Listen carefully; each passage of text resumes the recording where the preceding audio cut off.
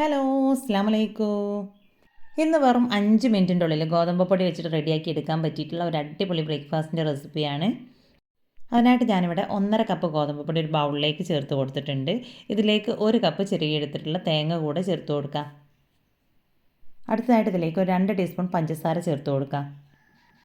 അപ്പോൾ ഞാനിവിടെ കറിയൊന്നും ഇല്ലാതെ കഴിക്കാൻ പാകത്തിനാണ് ഇത് റെഡിയാക്കി എടുത്തിട്ടുള്ളത്. അതുകൊണ്ടാണ് ഇതിലേക്ക് പഞ്ചസാര ചേർത്ത് കൊടുത്തിട്ടുള്ളത്. ഇനി കറിയൊക്കെ കൂട്ടിയിട്ട് കഴിക്കാനാണ് ഇഷ്ടമെങ്കിൽ ഈ ഒരു പഞ്ചസാര സ്കിപ്പ് ചെയ്യാവുന്നതാണ്. ഇനി നമ്മുടെ പൊടിയും തേങ്ങയൊക്കെ നല്ല രീതിയിൽ തന്നെ ഒന്ന് മിക്സ് ചെയ്തെടുത്തതിന് ശേഷം ഇതിലേക്ക് കുറേശ്ശെയായിട്ട് വെള്ളം ചേർത്ത് കൊടുത്ത് നമുക്കിതിനെ ഒന്ന് കലക്കിയെടുക്കാം. ഒട്ടും തന്നെ കട്ടയൊന്നും ഇല്ലാത്ത രീതിയിൽ വേണം കേട്ടോ ഇത് മിക്സ് ചെയ്തെടുക്കാനായിട്ട്. അപ്പോൾ അതാ നല്ല രീതിയിൽ തന്നെ ഞാനിതിപ്പോൾ അവിടെ മിക്സ് ചെയ്തെടുത്തിട്ടുണ്ട്. ഇനി അടുത്തതായിട്ട് ഇതിലേക്ക് ഒരല്പം ബേക്കിംഗ് സോഡ കൂടെ ചേർത്ത് കൊടുക്കാം.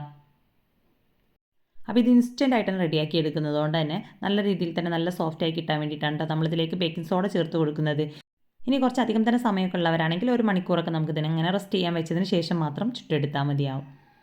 ഇനി അടുത്തതായിട്ട് ഇതുപോലെ ഒരു പാനിലേക്ക് കുറച്ചൊന്ന് വെളിച്ചെണ്ണ ചേർത്ത് കൊടുത്തതിന് ശേഷം അതിന് മുകളിലേക്ക് നമ്മുടെ മാവ് ഒഴിച്ച് കൊടുക്കാം. അപ്പോൾ ഞാനിപ്പോൾ അവിടെ ഈ ഒരൊറ്റ ബാറ്റർ വെച്ചിട്ട് 2 അപ്പമാണ് റെഡിയാക്കി എടുത്തിട്ടുള്ളത്. അപ്പോൾ അതുകൊണ്ട് തന്നെ പകുതി ബാറ്ററാണ് കേട്ടോ ഞാനിതിലേക്ക് ഒഴിച്ച് കൊടുത്തിട്ടുള്ളത്. അപ്പോൾ എല്ലാ ഭാഗത്തേക്കും നല്ല രീതിയിൽ തന്നെ ഇതിനൊന്ന് ലെവൽ ചെയ്ത് കൊടുത്തതിന് ശേഷം നമുക്കിതിനെ അടച്ച് വെച്ചിട്ടൊന്ന് കുക്ക് ചെയ്തിട്ടെടുക്കാം.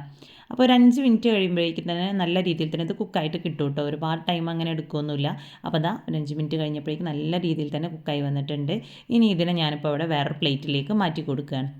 ഇനി ഇതിന് മുകളിലേക്ക് വേറൊരു പാൻ വെച്ച് കൊടുത്ത് ആ ഒരു പാനിലേക്ക് തിരിച്ചിട്ട് കൊടുത്താലും മതി. അപ്പോൾ ഞാനിപ്പോൾ ഇവിടെ സെയിം പാനിലേക്ക് തന്നെ തിരിച്ചിട്ട് കൊടുക്കുകയാണ്.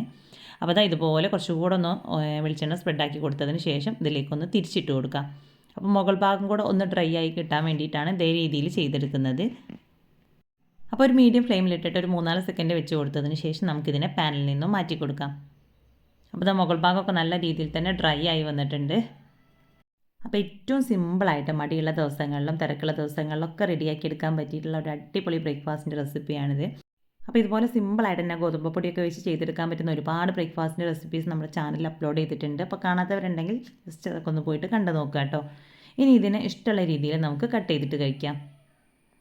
അപ്പോൾ ഇത് ചൂടോട് കൂടെ തന്നെ കഴിക്കുകയാണെന്നുണ്ടെങ്കിൽ നമുക്ക് സെപ്പറേറ്റ് ഇതിലേക്ക് വേറൊരു കറിയുടെ ഒന്നും ആവശ്യമില്ല. നല്ല ടേസ്റ്റാണ് ഇതിങ്ങനെ കഴിക്കാനായിട്ട്.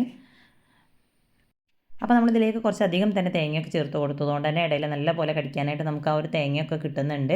അപ്പോൾ അതിൻ്റെ ഉൾഭാഗമൊക്കെ നല്ല രീതിയിൽ നല്ല സോഫ്റ്റ് ആയിട്ട് തന്നെയാണ് ഉള്ളത്. അപ്പോൾ എല്ലാതും സെയിം രീതിയിൽ ഞാനിപ്പോൾ അവിടെ കട്ട് ചെയ്തെടുത്തിട്ടുണ്ട്. ഇനി കുറച്ചധികം തന്നെ കട്ടിയിൽ ഒരൊറ്റ അപ്പാക്കിയിട്ട് ആ ഒരു ലെവലിൽ ചെയ്തെടുക്കാൻ ഇഷ്ടമാണെന്നുണ്ടെങ്കിൽ അങ്ങനെയും ചെയ്തെടുക്കാം കേട്ടോ. അപ്പോൾ ഇന്നത്തെ നമ്മുടെ ഈ ഒരു വീഡിയോ ഇഷ്ടമായിട്ടുണ്ടെങ്കിൽ ലൈക്ക് ചെയ്യുക.